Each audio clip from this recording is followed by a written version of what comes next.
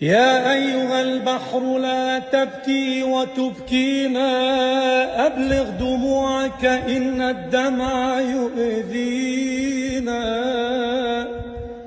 متى ستعرف أن البحر موطننا، فليس من بلد في البر يؤوينا.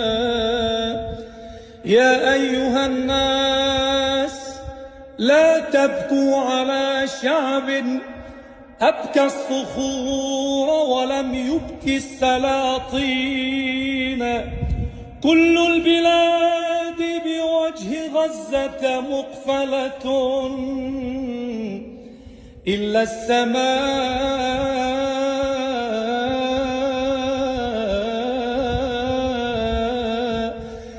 السماء أراها قد رحبت فيه.